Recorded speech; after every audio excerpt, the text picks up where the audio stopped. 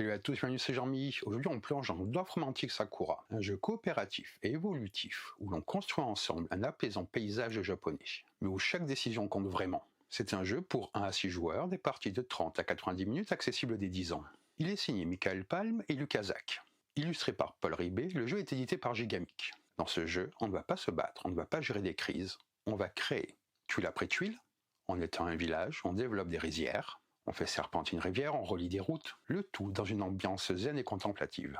Mais derrière cette douceur visuelle se cache un vrai puzzle stratégique. Chaque tuile peut en effet compléter une tâche importante, bloquer une zone, rendre un objectif impossible ou encore ouvrir de nouvelles opportunités. Il faut donc faire très attention à ne pas fermer trop tôt un territoire, ou ne pas dépasser la valeur demandée et garder des options ouvertes. Au résultat, chaque tuile crée une petite tension autour de la table. On hésite, on discute, on planifie, mais au final c'est le joueur actif qui décide. Et quand un objectif se complète pile au bon moment, et qu'on réussit à connecter cette route qu'on pensait perdue, c'est franchement satisfaisant. Ce qui rend le jeu encore plus motivant, c'est sa campagne. Après chaque partie, on note notre score, on progresse sur une piste, et comme ça, on débloque de nouveaux contenus. On ouvre les boîtes, on découvre de nouvelles règles, des objectifs supplémentaires, des tuiles spéciales, et tout cela vient enrichir le jeu au fur et à mesure. C'est clairement le genre de jeu qui vous donne envie d'enchaîner les parties pour voir ce que vous allez débloquer ensuite. Bref, Dorfromantik Sakura, c'est un jeu accessible, beau à regarder, contemplatif, mais étonnamment stratégique, avec une progression qui donne vraiment envie de revenir à la table. Allez, on va voir comment ça se passe. Et nous voilà avec le jeu. Dans cette vidéo, on va découvrir ensemble ce que propose Dorfromantik Sakura. On va prendre le temps de regarder le matériel et voir comment tout s'installe. Puis je vous guiderai tranquillement à travers les règles, étape par étape, histoire que tout devienne clair au fur et à mesure. On parlera aussi de la campagne, parce que le système de déblocage, les petites surprises cachées dans les boîtes, ça donne vraiment envie de continuer à jouer. Et puis à la fin, je vous partagerai simplement mon ressenti, ce que j'ai aimé, ce qui m'a surpris et à qui je pense que le jeu peut plaire. Allez, c'est parti, on se lance dans l'aventure en commençant par le matériel. Vous avez 43 tuiles paysages. Ici, c'est une rizière. Ici, une rivière, un village, un cerisier, une route et un drapeau. Le dos des tuiles est comme ceci. Vous avez ensuite 30 tuiles paysages, 6 cerisiers avec objectif de cerisier, 6 routes avec objectif de route, 6 villages avec objectif de village, 6 rizières avec objectif de rizière, 6 rivières avec objectif de rivière. Le dos des tuiles est comme ceci. Vous avez 30 jetons objectifs. Les jetons cerisier, les jetons rizière, les jetons route, les jetons village, les jetons rivière. Ils ont des valeurs de 4, 5 et 6, 2 fois pour chaque type. Ici, nous avons le bloc de score, composé de 50 feuilles recto verso, et en dessous, le bloc de campagne, 20 feuilles recto. Ici, nous avons le contenu à découvrir au fil du jeu, qui est composé de 47 cartes, 77 tuiles, un plateau et 9 éléments en bois. Et vous avez également dans les livres de règles, comment tout ranger au fur et à mesure dans l'insert de la boîte. Passons à la mise en place. Pour commencer, mélangez toutes les tuiles paysages face cachée. Ensuite, piochez-en 3 et remettez-les directement dans la boîte sans les regarder. Ces tuiles ne sont pas utilisées pour cette partie. Avec les tuiles restantes, formez autant de piles face cachée que vous le souhaitez et placez-les sur le bord de votre zone de jeu. Puis on passe aux tuiles objectifs. Mélangez-les également face cachée, créez là aussi plusieurs piles comme vous le souhaitez et placez-les à part, séparées des tuiles paysages. Maintenant, mélangez tous les marqueurs objectifs face cachée, puis séparez-les par couleur ou par icône. Placez-les face cachée près des tuiles objectifs. Les blocs de score et de campagne peuvent être mis de côté pour le moment, vous n'en aurez besoin qu'à la fin de la partie. Et très important, n'ouvrez aucune des 6 boîtes scellées tant que vous n'êtes pas explicitement invité à le faire. Votre objectif est simple, vous jouez tous ensemble pour créer une belle carte en plaçant des tuiles, tout en accomplissant les objectifs demandés par les habitants. En parallèle, vous essayez aussi de construire la route continue la plus longue, ainsi que la rivière continue la plus longue, le tout en tenant compte des drapeaux présents sur les tuiles. Plus vous réussissez chacun de ces éléments, plus vous marquerez de points en fin de partie. En plus, en fonction de vos scores d'une partie à l'autre, vous pourrez débloquer de nouveaux éléments cachés dans les boîtes. Ils vous offriront des objectifs supplémentaires qui vous permettront d'améliorer encore votre score lors des prochaines parties. Comment se passe donc un tour de jeu? Vous allez commencer par déterminer un premier joueur. À partir de là, le jeu se déroule dans le sens horaire, chacun jouant son tour jusqu'à la fin de la partie. À votre tour, vous allez révéler soit une tuile paysage, soit une tuile objectif, puis la placer dans la zone de jeu, en respectant les règles de placement dont je vais vous parler dans un instant. Avant de poser la tuile, prenez le temps d'en discuter avec les autres joueurs, pour décider du meilleur emplacement possible. Cependant, après cette discussion, la décision finale vous appartient. C'est vous qui choisissez où la placer. Voici les règles qui déterminent quel type de tuile vous devez révéler. Lors des 3 premiers tours de la partie, vous devez obligatoirement révéler une tuile objectif. Chaque fois que vous révélez une tuile objectif, vous devez immédiatement prendre un marqueur objectif correspondant, le retourner, pour rendre visible le chiffre, puis le poser sur la tuile. Ensuite, vous placez l'ensemble dans la zone de jeu. Par exemple, c'est le premier tour, je pioche cette tuile, je prends le jeton qui correspond et je le place. À partir du quatrième tour, la règle devient conditionnelle. S'il y a moins de 3 tuiles objectifs avec marqueur déjà en jeu, vous devez révéler une tuile objectif et la placer avec son marqueur correspondant. S'il y a exactement 3 tuiles avec marqueur en jeu, vous révélez une tuile paysage et vous la placez dans la zone de jeu. Voyons maintenant comment placer correctement une tuile. Toutes les tuiles doivent former un seul groupe connecté. Cela signifie que chaque tuile posée doit toucher au moins d'un côté une tuile déjà en jeu parmi ces 6 bords. En plus de cela, vous devez respecter 2 règles supplémentaires. Les routes et les rivières doivent correspondre d'un bord à l'autre. Par exemple, vous ne pouvez pas connecter une bordure avec une rivière à un bord qui n'en possède pas.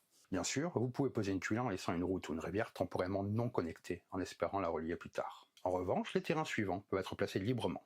Cerisier, rizière, village et les prairies neutres. Ces types n'ont pas besoin de correspondre. Par exemple, ces 3 placements-là sont autorisés, alors que comme ceci, ce n'est pas autorisé. Après les 3 premières révélations obligatoires, au début de chaque tour, vous devez d'abord vérifier combien de tuiles objectifs avec marqueur se trouvent déjà dans votre zone de jeu, afin de déterminer quel type de tuiles vous devez piocher. Chaque marqueur objectif affiche un chiffre, 4, 5 ou 6. Ce nombre indique exactement combien de tuiles doivent se trouver dans le territoire, la route ou la rivière correspondante pour que la tâche soit accomplie. Quand on parle de territoire, il s'agit d'un ensemble de tuiles d'un même type de paysage connectées entre elles par des bords correspondants. Les tuiles comptées peuvent être des tuiles paysages, des tuiles tâches ou des tuiles spéciales que vous aurez débloquées plus tard. Et bonne nouvelle, un marqueur tâche peut être complété immédiatement après avoir été placé si les conditions sont déjà réunies. Imaginons une rizière avec une valeur de 4. Si votre territoire de rizière contient exactement 4 tuiles, alors cette tâche est immédiatement accomplie. Dans ce cas, vous déplacez le marqueur objectif dans votre zone de marqueur objectif complété. Pour garder une bonne visibilité pendant la partie, il est conseillé de trier vos marqueurs complétés par type côte à côte. Ils seront très importants pour le décompte des points en fin de partie. Attention, dès qu'un objectif est complété, il y a maintenant moins de 3 tuiles objectifs avec marqueur en jeu. Cela signifie que la prochaine tuile révélée doit obligatoirement être une tuile objectif. L'objectif du jeton rivière de valeur 5 n'est pas encore complété, car cette rivière comporte 4 tuiles. Lors d'un tour ultérieur, vous placez une tuile objectif rivière avec un jeton de valeur 6. Le jeton objectif de valeur 5 est immédiatement validé, et vous le mettez de côté, dans une zone d'objectif validé à proximité de la zone de jeu. Il ne vous manque plus qu'une tuile rivière pour valider également le jeton objectif de valeur 6. Vous pouvez tout à fait placer une tuile objectif dans un territoire qui contient déjà une ou plusieurs tuiles objectives, que celle-ci ait un marqueur ou non. En revanche, il y a une règle très importante. Vous ne pouvez pas placer une tuile objectif si au moment où vous la posez, elle fait dépasser la taille maximale demandée par le marqueur actuel pour ce territoire, cette route ou cette rivière. Il est également interdit de placer une tuile objectif de manière à fermer complètement un territoire, une route ou une rivière, alors qu'il manque encore des tuiles pour atteindre le nombre requis par le marqueur. Dans ce cas, il n'y aurait plus de bords disponibles pour agrandir la zone, ce qui rendrait la tâche impossible à accomplir.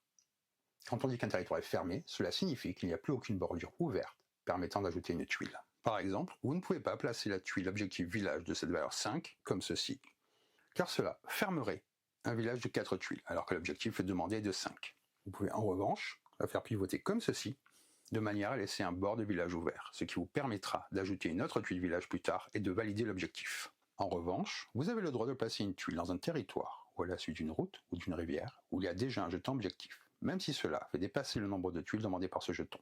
Dans ce cas, cet objectif est annulé et son jeton doit être défaussé dans la boîte. Un objectif est également annulé et son jeton retiré si une tuile paysage vient fermer un territoire, ou une route ou une rivière, avec un nombre de tuiles inférieur à celui demandé par le jeton objectif de ce territoire. Placer une tuile peut vous permettre de valider plus d'un jeton objectif à la fois. N'oubliez pas, vous devez jouer des tuiles objectifs lors des tours suivants, où vous risquez de nouveau 3 tuiles objectifs avec leur jeton dans la zone de jeu. Par exemple, cet exemple-là. Vous pouvez placer la tuile rizière ici, de cette façon. Cela vous permettrait de valider l'objectif rizière de valeur 6. Mais vous devez défausser le jeton objectif rizière de valeur 5. S'il y avait eu 2 objectifs de valeur 6, vous les auriez validés simultanément en plaçant cette tuile. Si vous tombez à court de tuiles objectifs, vous ne pouvez plus poser ce type de tuile. Continuez à jouer en plaçant uniquement des tuiles paysages jusqu'à la fin de la partie. Au début de la campagne, vous avez 3 tuiles paysages marquées d'un drapeau. Le drapeau vert se trouve forcément dans une rizière. Le drapeau rose dans un cerisier et le drapeau rouge dans un village. Lorsque vous ajoutez une tuile marquée d'un drapeau dans la zone de jeu, Respectez les règles de placement habituelles. Mais attention, en fin de partie, vous ne marquerez des points pour ces territoires avec drapeau que s'ils sont complètement fermés. C'est-à-dire qu'ils ne présentent plus aucune bordure ouverte. La partie se termine immédiatement au moment où vous devez révéler une tuile paysage, mais qu'il n'y en a plus. Toutes les tuiles objectifs restantes qui n'ont pas été révélées ou placées ne seront pas utilisées pour cette partie. Cependant, si la dernière tuile paysage que vous avez posée permet de compléter un objectif, ou d'en annuler un, la partie continue encore un peu. Vous révélez et placerez alors de nouvelles tuiles objectifs tant que cela vous permet de compléter ou d'annuler des objectifs supplémentaires. Dès que vous ne pourrez plus accomplir ou annuler d'objectifs, la partie s'arrête. À ce moment-là, vous allez compter vos points. Vous aurez besoin d'une feuille de score par partie. Une fois le score final déterminé, reportez vos résultats sur la feuille de campagne. C'est elle qui vous permettra de suivre votre progression et de voir quand et comment vous pourrez débloquer de nouveaux éléments pour les prochaines parties. Imaginons qu'en fin de partie, nous soyons comme ça. Vous avez validé un objectif cerisier, 2 objectifs rizière, un objectif village, 3 objectifs route et un objectif rivière, soit un total de 36 points validés. Vous avez placé 2 drapeaux, un rouge et un vert. Le territoire de village et du drapeau rouge n'est pas fermé, il reste un bord ouvert. Vous voyez ici. En revanche, le territoire de rizière du drapeau vert est fermé, ici. Puisqu'il rassemble 5 tuiles, ce drapeau rapporte 5 points, que vous reportez sur la feuille de score. Vous avez 2 sections de route. La première fait 8 tuiles de long et la seconde 3 tuiles de long. 1, 2, 3, 4, 5, 6, 7 et 8. 1, 2 et 3. Vous marquez donc 8 points. Votre unique segment de rivière fait 5 tuiles. 1, 2, 3, 4 et 5. Vous marquez donc 5 points. Votre score final serait ici 4, 9 et 5, 4, 14 et 8, 5 et 5.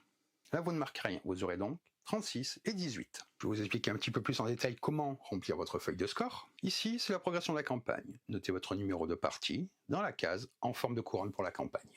Ici, les objectifs. Ensuite, vous calculez le total de vos marqueurs objectifs complétés, regroupés par type de paysage. Vous marquez donc des points pour tous les cerisiers complétés, toutes les rizières complétées, tous les villages complétés, toutes les routes complétées et toutes les rivières complétées. Inscrivez votre total dans l'espace correspondant de la feuille. Puis tout à droite de cette section, notez la somme générale de tous les objectifs complétés. C'est la valeur ici. Ensuite, ici les drapeaux.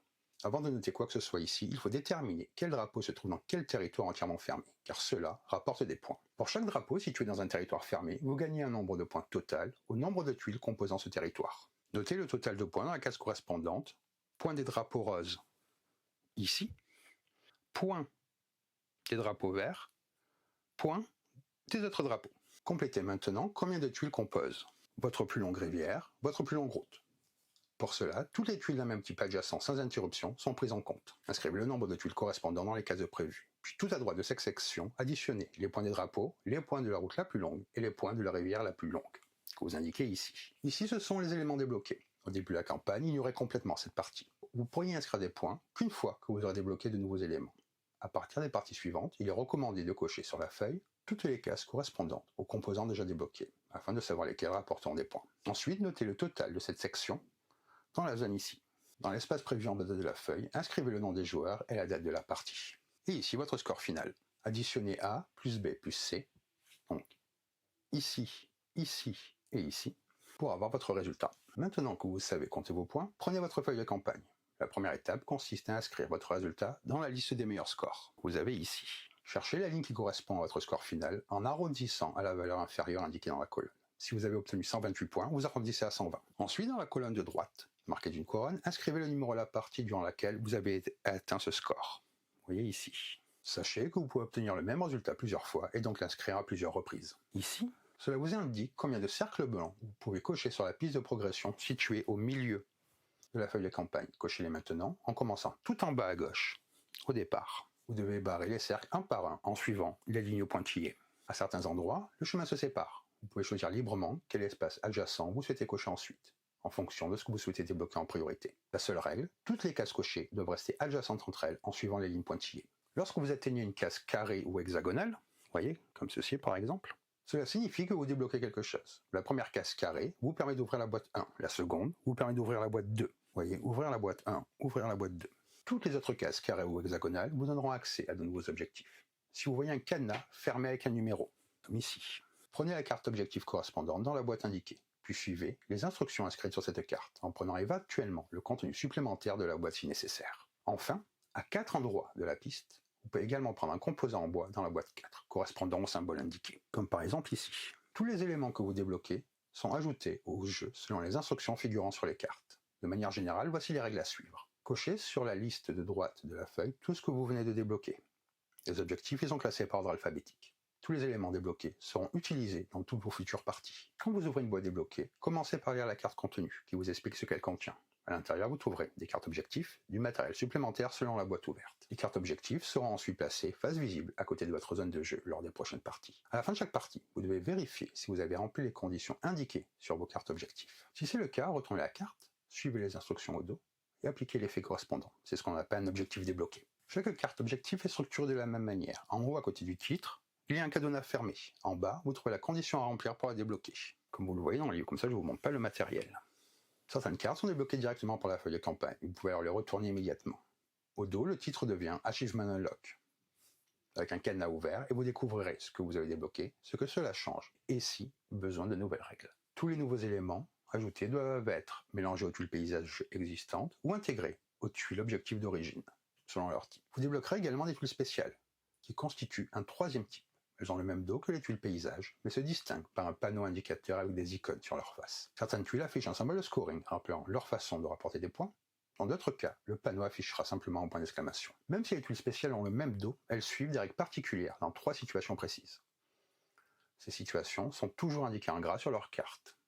De plus, dans l'insert de la boîte, un compartiment séparé est prévu uniquement pour les tuiles spéciales afin de bien les organiser. Ne mélangez pas vos tuiles spéciales avec les autres tuiles paysages au début de la partie. Vous devez d'abord mélanger les tuiles paysages normales, en tirer 3 au hasard et les remettre dans la boîte sans les regarder. Ce n'est qu'après cette étape que vous pouvez ajouter les tuiles spéciales. Vous pouvez interrompre votre campagne à tout moment pour commencer une nouvelle. Vous pouvez en reprendre une autre campagne avec un groupe différent. Pour ranger correctement le matériel, utilisez les cartes contenues de chaque boîte afin de remettre chaque élément au bon endroit. L'aperçu situé sur le bord droit de votre feuille de campagne vous rappelle tout ce que vous avez débloqué dans cette campagne précise. Et maintenant, la question devient jusqu'où pourrez-vous pousser votre score maximum et combien de parties vous faudra-t-il pour tout débloquer. Si cette présentation vous plaît, pensez à vous abonner, à liker, à me dire en commentaire si vous avez envie qu'on fasse une campagne ensemble. Ça m'aide énormément et ça me permet de faire grandir la chaîne. Merci beaucoup. Passons maintenant à mon avis. Certains jeux coopératifs reposent sur la gestion de crise, d'autres sur la coordination millimétrée. Ici, l'approche est différente. On construit, on assemble, on discute. On façonne une carte, tuile après tuile, en essayant d'en tirer le meilleur, tout en respectant des contraintes parfois impitoyables. Le cœur du jeu repose sur un système très simple. À chaque tour, un joueur révèle une tuile, paysage ou objectif, puis la place en respectant des règles de connexion. Cette simplicité apparente laisse rapidement place à une tension constante. Un bord mal connecté, une orientation mal pensée, et soudain une tâche devient impossible à accomplir. Un territoire se ferme trop tôt, et l'on se prive d'un développement essentiel. L'expérience est étonnamment prenante. Chaque placement devient un petit moment de réflexion collective. On commente, on propose, on prévoit, mais au final, le joueur actif tranche. Cette micro-décision répétée crée un rythme fluide et engageant sans temps mort. La mécanique des objectifs est sans doute le moteur principal du jeu. Chaque marqueur indique un nombre précis de tuiles à atteindre pour valider cet objectif. Ce chiffre n'est pas une simple indication. Il impose une contrainte structurelle très forte. Dépasser la valeur, fermer une zone trop tôt ou bloquer l'expansion d'une route ou d'une rivière rend immédiatement certaines tâches irréalisables. Cette précision transforme chaque poste de tuile en équilibre délicat. Compléter juste au bon moment, ne pas dépasser, ne pas se retrouver sans le bord ouvert. La satisfaction de voir un objectif se valider naturellement ou grâce à une pose parfaitement anticipée est réelle. Inversement, l'erreur fatale est toujours possible. Au-delà des objectifs, 2 axes structurent la réflexion. Construire la plus longue route, développer la plus longue rivière. Ces objectifs secondaires influent subtilement la construction. Faut-il privilégier une connexion risquée pour gagner un segment supplémentaire ou sécuriser un objectif en cours? Ces dilemmes enrichissent le jeu sans le complexifier inutilement. Les drapeaux ajoutent un autre niveau d'intérêt. Pour marquer des points, il faut fermer complètement le territoire concerné. Cela pousse à planifier encore davantage la forme globale de sa carte. L'un des éléments les plus marquants est la campagne. Après chaque partie, les joueurs reportent leur score, cochent des espaces sur une piste d'avancement et débloquent progressivement du contenu. Cartes, études spéciales, composants. Cette progression donne un véritable souffle au jeu. On ne joue pas seulement pour réussir la partie en cours, mais aussi pour améliorer son score global. Ouvrir une nouvelle boîte, découvrir un nouvel objectif ou intégrer une nouvelle tuile spéciale aux futures sessions. Le système est parfaitement intégré. Score, avancement. Avancement, déblocage, déblocage, nouvelle possibilité de jeu. Et ainsi de suite. Cette tuile crée une dynamique extrêmement motivante. On a envie de rejouer immédiatement. Les tuiles spéciales constituent un troisième type de tuile, avec le même dos que les tuiles paysages, mais avec un panneau indicateur distinctif. Elles introduisent des règles particulières dans 3 situations spécifiques signalées sur les cartes. Le fait qu'elles soient ajoutées au jeu seulement après la mise en place initiale renforce leur caractère unique. et leurs compartiments dédiés dans l'insert montrent une volonté d'organisation claire. Elles apportent de la variété tout en restant cadrées grâce aux indications présentes sur les cartes. Les premières parties sont accessibles. Révéler une tuile, discuter, placer, valider des objectifs. Mais la campagne introduit progressivement de nouveaux objectifs, de nouvelles tuiles, de nouvelles règles ciblées. Monter en complexité, contrôlée, permet au jeu d'évoluer naturellement sans submerger les joueurs. La rejouabilité découle des éléments suivants: le tirage aléatoire des tuiles, l'orientation libre, l'ordre variable des objectifs, le développement de la campagne et le déblocage progressif. Chaque partie propose une construction différente et un défi renouvelé, tout en conservant un cadre clair. Ce jeu s'adresse idéalement aux amateurs de puzzles coopératifs, aux joueurs qui aiment optimiser ensemble, aux groupes recherchant une ambiance calme et collaborative, aux personnes appréciant les systèmes de progression de campagne, aux joueurs solo aimant les défis de construction. C'est un jeu coopératif étonnamment riche, basé sur une mécanique simple mais exigeante, porté par une campagne engageante et un système de déblocage extrêmement motivant. Chaque partie raconte visuellement la progression du groupe, non seulement sur la table, mais aussi dans la campagne globale. Un jeu qui vous fait dire, dès que la partie se termine, on en refait une, on va débloquer la prochaine boîte. Donc voilà pour cette vidéo, j'espère que ça vous a plu. Et sur ce, je vais vous dire bonne partie et bon jeu.